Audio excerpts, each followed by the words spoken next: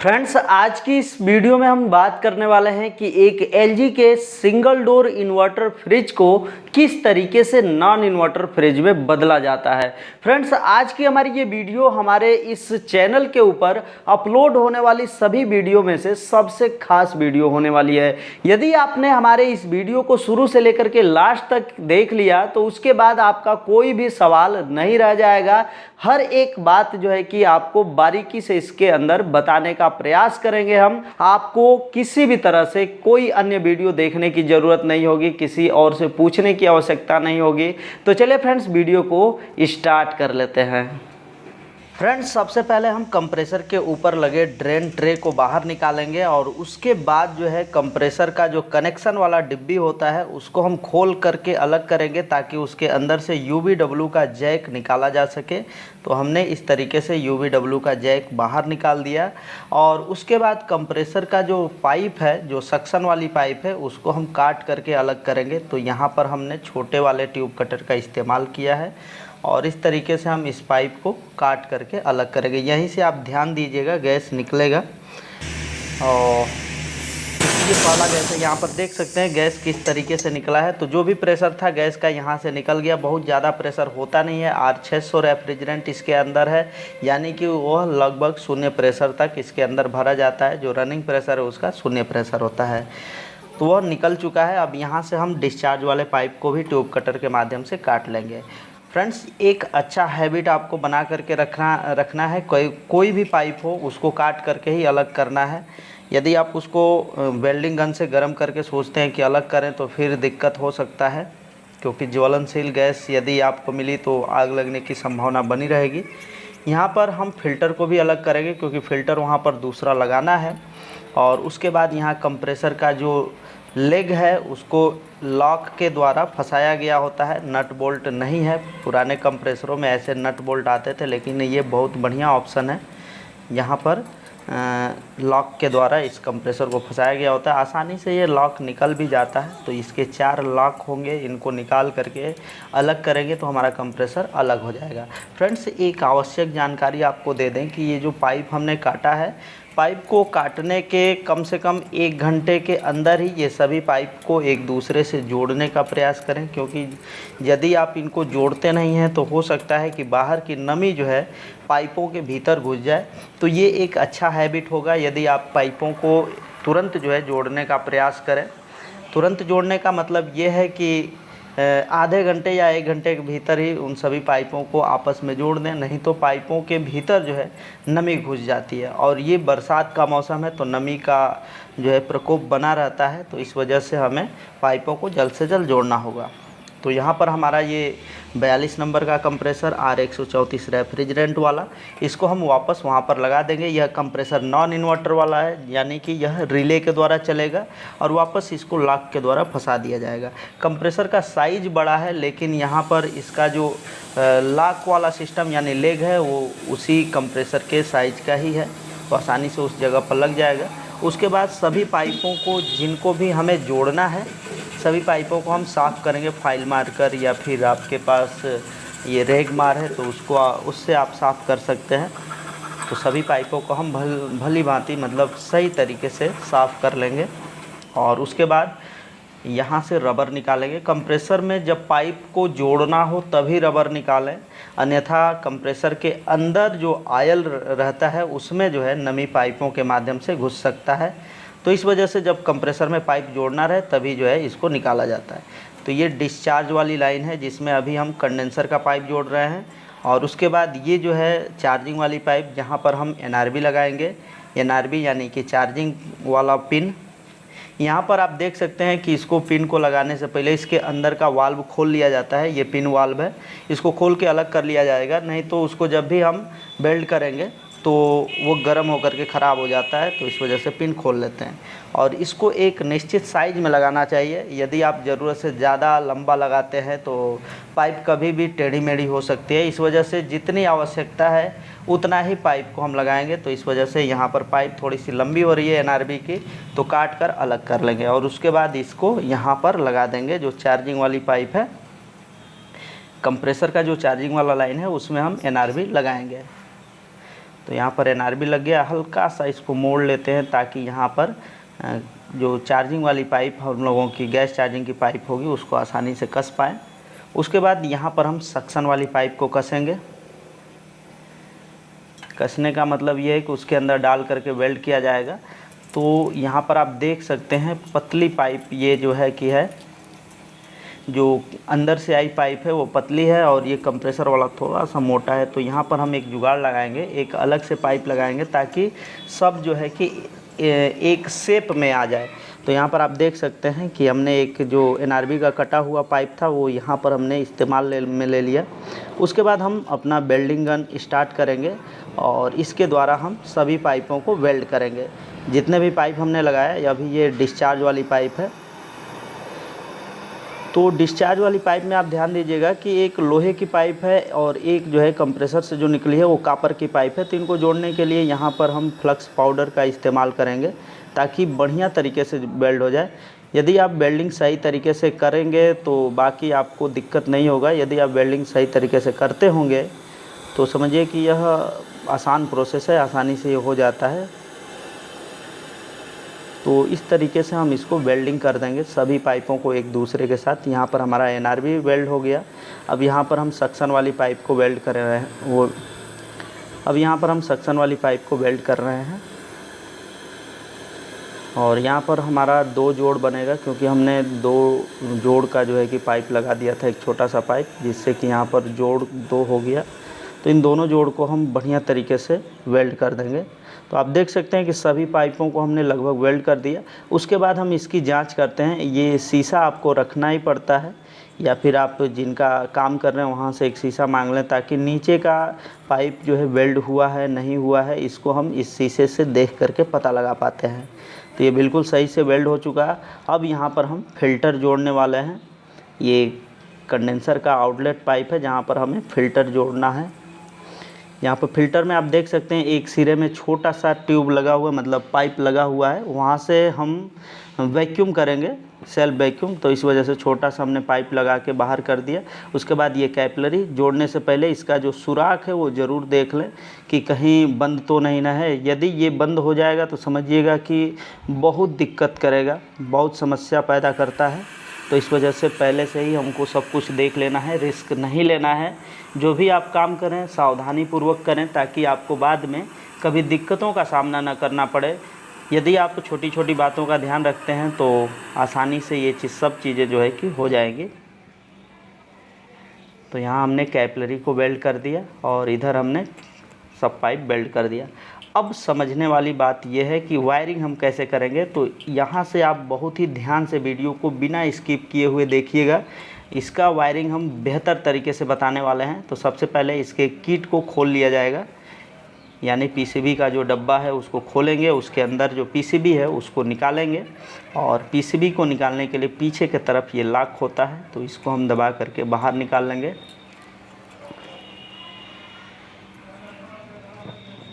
तो ये निकल गया हमारा PCB और PCB में कुछ जैक लगे हुए हैं जो कि पूरा कनेक्शन के लिए वही 4 जैक होते हैं।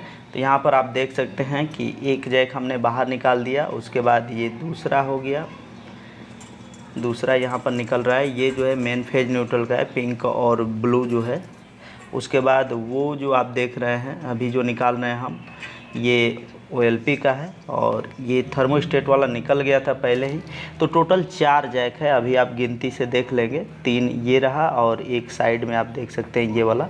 तो ये टोटल 4 जैक होते हैं LG के इन्वर्टर मॉडल फ्रिज में जो सिंगल डोर का होता है। इसमें आप ध्यान से देखेंगे तो 2 ऐसे जैक होंगे जहाँ पर 2-2 तार होंगे, यानी एक में आप देख सकते हैं पिंक और ब्लू है और एक में ब्लैक और ब्लू है। तो पिंक और ब्लू वाले से फेज न्यूट्रल डायरेक्ट जो है PCB के अंदर आता है, यानी जैसे प्लग इन करते हैं उसमें से फेज न्यूट्रल आ जाता है। और ये जो ब्लैक और ब्लू है यहाँ पर फेज जो है थर्मोस्टेट से रिटर्न होकर के आता है और उसके बाद जो है न्यूट्रल यहाँ पर डायरेक्ट रहता है, यानी कि दोनों जगहों पर 220 सप्लाई आती है। और बाकी जो 2 जैक हैं जिसमें 3 तार है, यहाँ पर OLP का 2 ब्लैक तार और एक ग्रीन वाला जो अर्थ वाला है। यहाँ पर आप देख सकते हैं 3 UVW तार है अब यहाँ से जो ग्रेन वाला वायर है यानी अर्थ वाला वायर, इसको हम काट करके अलग कर देंगे, ताकि इधर का जो लीड है इसका कोई हमें उपयोग नहीं है, मतलब OLP या फिर जो UVW का जो जैक था जो कंप्रेसर से लगा था उसका हमें कोई उपयोग नहीं करना है। इस वजह से हम यहाँ से निकाल करके इसको अलग कर लेंगे। अब यहाँ पर हमारे पास बच गया 2 जो है कि कनेक्टर जैक वाला, इनको हम वापस PCB में लगा करके देखेंगे और उसके बाद जो है कि हम ये पता लगा पाएंगे कि कौन से में हमको कंप्रेसर वाली सप्लाई देनी है, मतलब कि कंप्रेसर पर जो फेज न्यूट्रल जाएगा इन दोनों जैक में से किस जैक से जाएगा। तो यहाँ पर एक पिंक और ब्लू देख सकते हैं, ये मेन फेज न्यूट्रल जहाँ का कनेक्टर होता है वहीं पर लगेगा। यहाँ PCB में फ्यूज के बगल में जो है कि फेज न्यूट्रल डायरेक्ट आता है, यहाँ पर देख सकते हैं ये जैक इसी जगह का है, दूसरे जगह पर नहीं लगेगा। यहाँ डबल पिन है लेकिन ये यहाँ पर नहीं लग पाएगा, वो जहाँ का है वहीं लगेगा। तो आप देख सकते हैं इसको हमने इसी जगह पर लगा दिया, यानी यहाँ डायरेक्ट फेज न्यूट्रल आता है और उसके बाद जो है ये डायरेक्ट फेज न्यूट्रल आएगा। उसके बाद ये जो आप कनेक्टर देख रहे हैं, आप ये जो कनेक्टर देख रहे हैं जिसमें ब्लैक और ब्लू वायर है, ये थर्मोस्टेट से इसमें फेज रिटर्न होकर के आता है और एक जो ब्लू वाला वायर है वो न्यूट्रल डायरेक्ट यहाँ पर पहुँचता है। यानी 220 वोल्ट सप्लाई दोनों जगह है, लेकिन एक थर्मोस्टेट से आ रहा है, एक डायरेक्ट आ रहा है। तो जो थर्मोस्टेट से आ रहा है उसका हम इस्तेमाल करेंगे। अभी ये जो पिंक और ब्लू वाला जो तार वाला कनेक्टर था इसका कोई हमें उपयोग नहीं करना है, यानी जहाँ डायरेक्ट सप्लाई आ रही है उसका कहीं उपयोग नहीं करना है, उसको हम बंद करके रखेंगे। और उसके बाद जो 2 तार बचा हुआ है तो इसका उपयोग हम कंप्रेसर के साथ करने वाले हैं। यही दोनों तार जो है कंप्रेसर के OLP और रिले के ऊपर लगने वाले हैं। फ्रेंड्स एक बात और समझ लीजिए कि इसको और भी तरीक़ों से चेक किया जा सकता है, लेकिन हमने यहाँ पर बिना चेक किए ही आपको सिर्फ PCB के माध्यम से बता दिया कि ये यही वाला वायर आपके कंप्रेसर में लगेगा। जो थर्मोस्टेट से रिटर्न होकर के आ रहा है वो आपको पता है कोने के तरफ लगता है। तो ये हमारा जो ये फ्रिज है LG का फ्रिज है और ये LG का फ्रिज एक ही जैसे आते हैं, तो इस वजह से इसमें बहुत ज़्यादा चेक करने की ज़रूरत नहीं। यदि आप चेक करना चाहें तो 2 बल्ब लगा करके चेक कर सकते हैं। दोनों तारों को अलग अलग कर लीजिए दोनों कनेक्टर के, और थर्मोस्टेट से ऑफ़ या ऑन कीजिए। जो बल्ब जो है जिस कनेक्टर पर लगा बल्ब ऑफ़ या ऑन होता है समझ लीजिएगा उसी पर हमें थिम्बल लगाना है। एक बल्ब ऑफ़ या ऑन नहीं होगा क्योंकि उसमें डायरेक्ट सप्लाई आ रही होती है, और एक बल्ब ऑफ़ या ऑन होगा क्योंकि वो उसमें थर्मोस्टेट से रिटर्न होकर सप्लाई आती है। तो उसी पर हम ये थिम्बल लगाए हैं और इसी थिम्बल को हम कंप्रेसर के साथ लगाने वाले हैं। तो सबसे पहले हम कंप्रेसर में रिले और OLP लगाएंगे, क्योंकि अब ये हमारा नॉन इन्वर्टर कंप्रेसर है तो यहाँ पर रिले और OLP लगेगा। यह PCB से नहीं चलेगा, तो पहले हम यहाँ पर OLP लगा देते हैं। नीचे के तरफ OLP LG में लगता है, जैसा कि आपको हर बार पता ही है कि नीचे के तरफ लगेगा, और ऊपर के तरफ हमारा रिले लगता है। रिले और OLP लगा देने से आपको 2 पिन मिल जाएंगे, और उन्हीं दोनों पिन पर आपको जो थिम्बल आपने बनाया है थर्मोस्टेट से रिटर्न होने वाले वायर के साथ, तो उसी वायर को हम यहाँ रिले और OLP पर लगा देंगे। सेफ्टी के साथ लगाना है ताकि एक दूसरे के साथ ये जो थिम्बल है सटे ना। और उसके बाद यहाँ पर कनेक्शन वाला जो डिब्बी होता है उसको हम कस देंगे कैप को, और कसने के बाद यहाँ पर स्क्रू लगेगा अर्थ वाले तार के साथ, ताकि अर्थिंग का तार भी हमारे मोटर के साथ कनेक्ट हो जाए, यानी कंप्रेसर के साथ कनेक्ट हो जाए और वो कसा भी जाए। तो इस तरीके से हमारा ये कनेक्शन कंप्लीट हो चुका है। अब वायरिंग में हमें कुछ भी नहीं करने की ज़रूरत है। अब हम जो है फिर से वापस गैस वाले सिस्टम पर आ जाते हैं, पाइप वाले पर। तो यहाँ पर जो हमने तीसरा मुंह खोला था फिल्टर का, वहाँ पर छोटा सा कैपिलरी लगाएंगे ताकि वैक्यूम करने के बाद वहाँ पर जो वेल्डिंग किया जाता है वो आसानी से किया जा सके। तो यहाँ पर हमारी पूरी तैयारी हो चुकी है। अब हम पिन को जो खोले थे यहाँ से चार्जिंग वाले वाल्व से, वहाँ पर हम उस पिन को लगा देंगे, वापस उसको कस देंगे। और टाइट कसना होता है, यदि आप उसको टाइट नहीं कसेंगे तो लीकेज की संभावना बनी रहेगी। तो इस वजह से पहली बार में ही हम उस सब को टाइट कर लेंगे। और टाइट करने के बाद यहीं पर अब जो है हम अपना औजार लगाने वाले हैं। मैनीफोल्ड वाल्व का जो नीला वाला गेज है, यानी लो प्रेशर का गेज है, 250 पाउंड उसका रेंज है, उसके सीध में जो ये पाइप आई है उसी पाइप को हम कंप्रेसर के साथ जोड़ेंगे। और पाइप में जिधर पिन वाला हिस्सा होता है ये वाला पिन वाला हिस्सा, उसी को हम NRV के साथ कनेक्ट करते हैं, यानी चार्जिंग वाले वाल्व के साथ उसी को दबा लगाते हैं, ताकि इसका जो पिन है उसके पिन को आसानी से दबा सके और रास्ते को खोल सके, ताकि गैस चार्जिंग की सारे प्रोसेस किए जा सके। यहाँ देख सकते हैं कंप्रेसर में R134 रेफ्रिजरेंट है, लेकिन हमारे पास सिलेंडर हाइड्रोकार्बन का है, तो हम हाइड्रोकार्बन ही R134 में डालने वाले हैं। और ये चीज़ जो है आसानी से पड़ जाता है, कोई दिक्कत नहीं है। R134 के साथ आप हाइड्रोकार्बन को आसानी से डाल सकते हैं। और हाइड्रोकार्बन जो रेफ्रिजरेंट है फ्रिज में बहुत बेहतर कार्य करता है। इसके ऊपर सिलेंडर के ऊपर हमने वाल्व लगा दिया, वाल्व के बाद जो है ये पाइप आसानी से इसके ऊपर लग जाती है। तो इस तरीके से हमने इस पाइप को लगा दिया, कॉमन वाले पाइप को, बीच वाले को। उसके बाद जिस गेज का हमें इस्तेमाल करना है उसके साइड का हैंडल खोल दिया जाएगा, ताकि वह गेज बताए। और जिस गेज के तरफ पाइप नहीं जोड़ा गया, यानी उसका कोई इस्तेमाल नहीं, उसको हम बंद करके रखेंगे। ये सारा चीज़ जो है कि हो चुका है। अब हम कंप्रेसर को स्टार्ट करने वाले हैं, यानी कि फ्रिज को स्टार्ट करने वाले हैं। सारी तैयारियां हो गई है, अब हम कंप्रेसर को स्टार्ट करेंगे। तो यहाँ पर हमने अपना क्लैंप मीटर भी लगा दिया बोर्ड के उधर के तरफ, आप देख सकते हैं पीला सा मीटर है।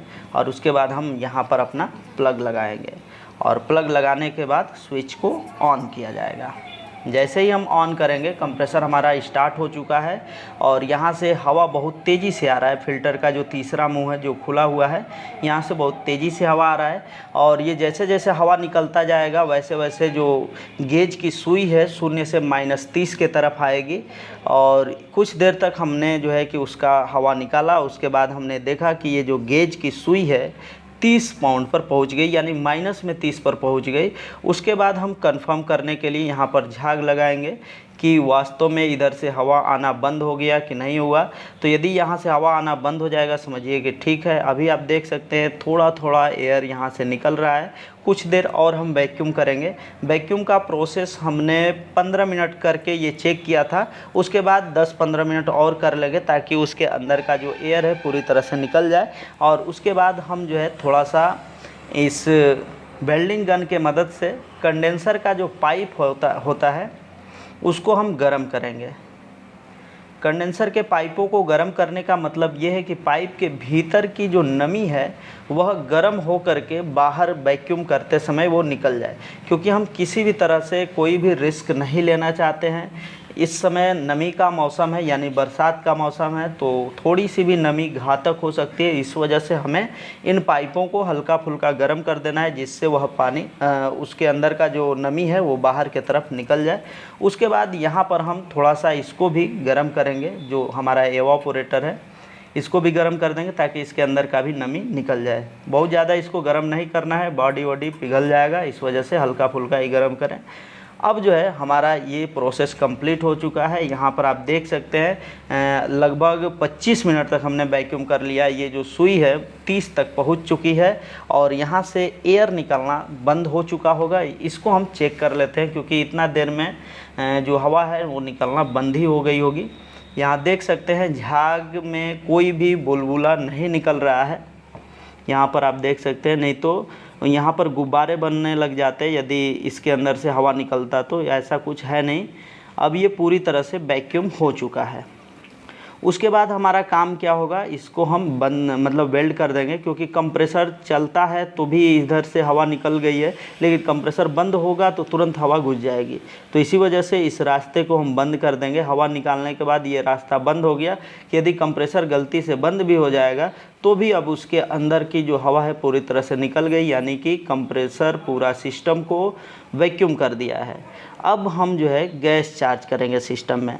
तो यहाँ पर गेज की सुई -30 पर है, लेकिन थोड़ा थोड़ा गैस यहाँ से भरने के समय यह जो सुई है, यानी कि गैस थोड़ा सा भर चुका है, तो सुई -30 से ऊपर उठ करके जाएगी और एक समय ऐसा आएगा कि वो वापस फिर से रुक जाएगी, लेकिन वापस -30 पर नहीं जाएगी, क्योंकि इसमें कुछ न कुछ गैस की मात्रा भर चुकी है।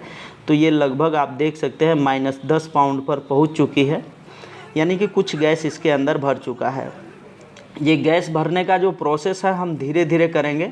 कुछ देर के बाद फिर से हम गैस छोड़ेंगे इसके अंदर, ताकि जो रेफ्रिजरेंट है आवश्यक मात्रा में हमारे सिस्टम के अंदर भर जाए। यहाँ पर आप देख सकते हैं लगभग 5 पाउंड तक रेफ्रिजरेंट हमने चार्ज कर दिया है। अब उसके बाद हम पाइपों को चेक करेंगे कि पाइपों की स्थिति क्या है। तो कंडेंसर बिल्कुल सही तरीके से गर्म हो चुका है, यानी कि सब कुछ ठीक ठाक चल रहा है। यानी कंडेंसर यदि गर्म हो रहा है ठीक ठाक तो वो समझिए कि सही है। और ये जो गैस भरने का जो प्रोसेस है ये तुरंत नहीं करना है। एक बार यदि आपने गैस खोल दिया तो कम से कम 4 से 5 मिनट तक इंतज़ार करें, उसके बाद दोबारा जो है कि गैस को भरें। हम यहाँ पर फास्ट फॉरवर्ड में चला रहे हैं, इस वजह से जो है जल्दी आपको देखने को मिल रहा होगा। और यहाँ पर हमने पूरी तरह से रेफ्रिजरेंट को चार्ज कर लिया। यहाँ पर देख सकते हैं 0.7 एम्पियर ले रहा है, यानी कि सब कुछ ठीक है, एम्पियर भी ठीक ले रहा है। उसके बाद एवापोरेटर की स्थिति देख लेते हैं कि एवापोरेटर ठंडा है नहीं ठंडा है। तो एवापोरेटर बिल्कुल सही जो है कि ठंडा हो चुका है। यहाँ पर हल्का आइस देखे जा सकते हैं। कुछ देर और चलेगा तो इसमें आइस और बढ़ सकता है। और हमने हाथ लगा करके चेक किया, हमने महसूस किया पूरी तरह से कॉइल ठंडा हो चुका है, एवापोरेटर कॉइल।